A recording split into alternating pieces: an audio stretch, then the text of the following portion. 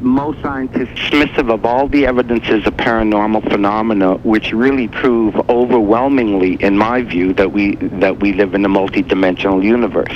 Like, I consider there to be significant scientific evidence for ESP, psychokinesis, presentience, Sure. out-of-body experience, ghosts, poltergeists. All of these things have been documented for hundreds of years. There's so much, not only evidential, anecdotal evidence, but also scientific investigations. So I think the case is overwhelming. I think it's been made. We just haven't been advanced enough to develop models to explain, okay, how can this be working now? And that's what we need to do now. Isn't it a shame that it just seems to be escaping science? Well, I think it's almost intentional in a way. I think. Really? Yeah, I think these skeptics are. I think we have a new form of what I would call new think, and it's almost like an intentional effort to undermine the value and significance of religious or spiritual teachings, and offer us this what I would call pseudo-scientific view instead. So I think it's almost intentional.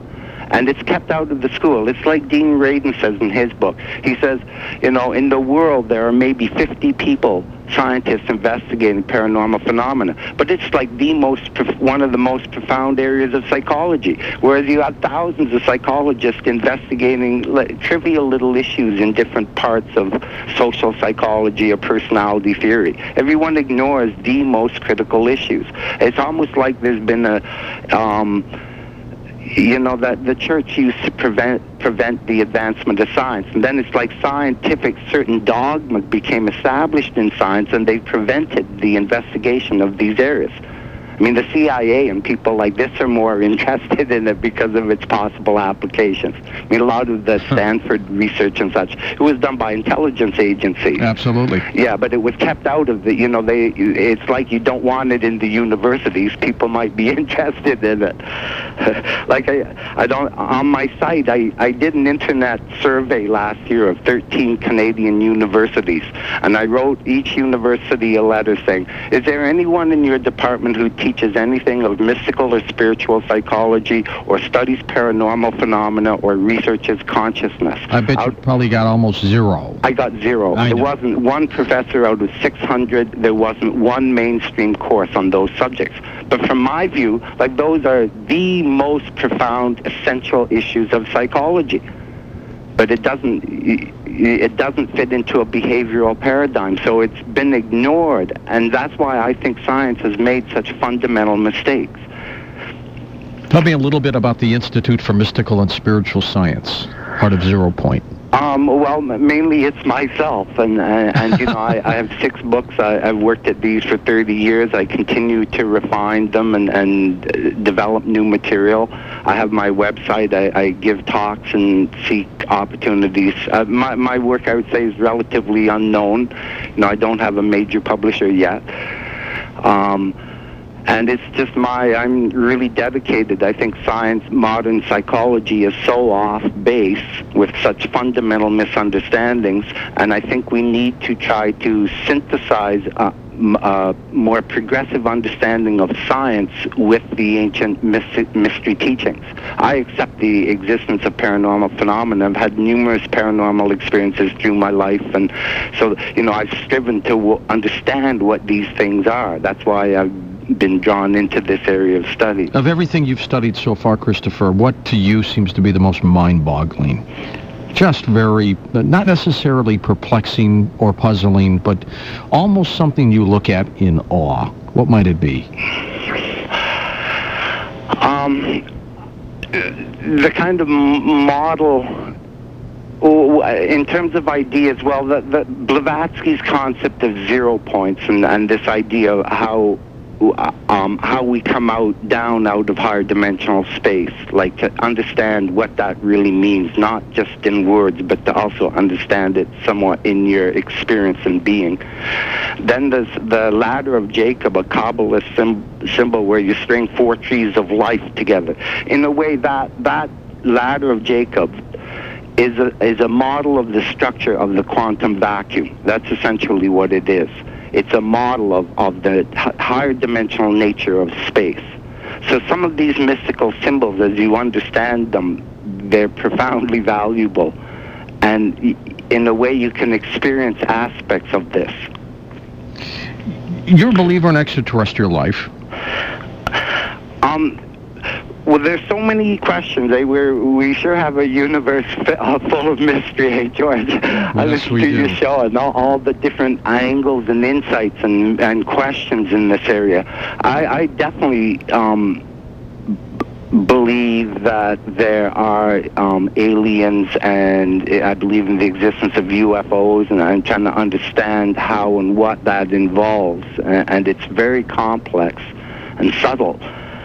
And then in another sense, I believe that even we ourselves are extraterrestrial. And just what I mean by that is terrestrial means like earthly. So I believe that the inner self comes down out of higher dimensions. So I would say, in a way, our higher self is in the sun now.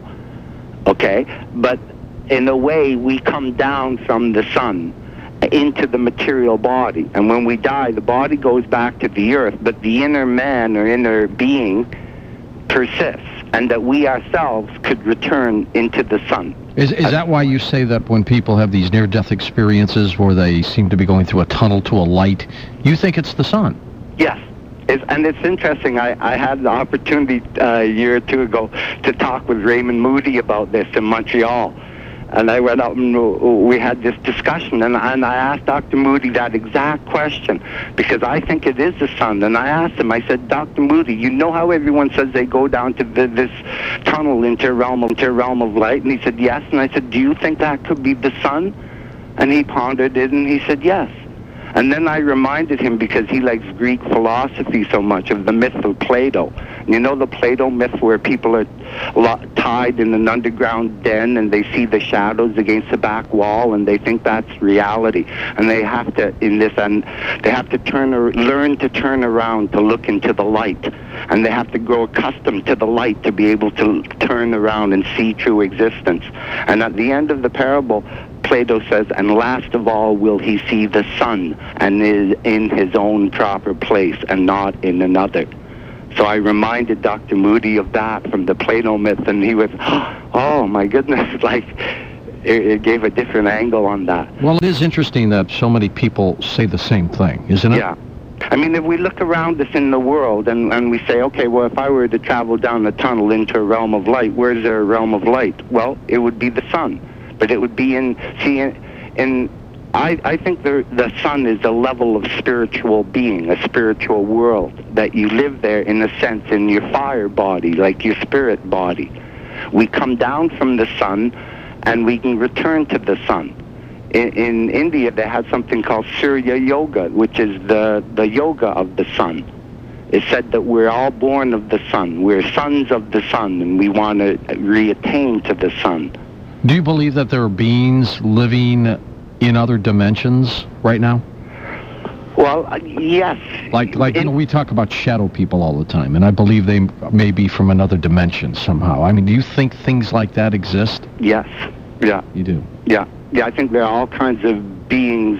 See, in a way, I think there are all kinds of beings and dimensions interpenetrating our own, but it's like you can take holographic images and you shift the light a little bit, and you have different wavefronts on the same medium, and you shift the laser light and it projects different images, and all these dimensions are on the same piece of film. And I think reality is like that. If you could shift your consciousness, you could realize there are other beings or dimensions within your own space.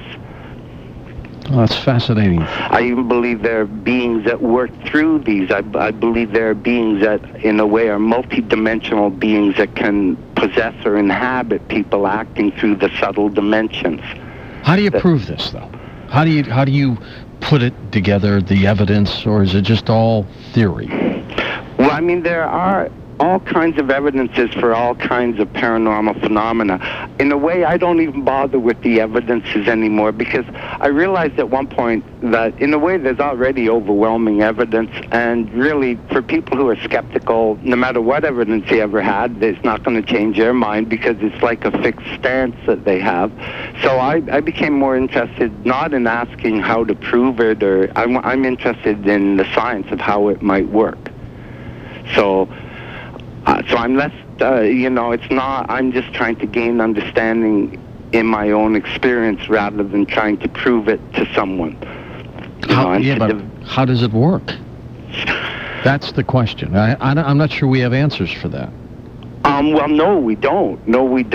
I'm suggesting things I think are really important about trying to understand the models of higher dimensions. I think that's really important. I mean, do you think, that, for example, that when people die, that this soul, you believe in ghosts, right? Yeah. Okay. They just haven't moved on yet. Yeah. What about those who have moved on, those spirits, those souls that are gone? Where do they go?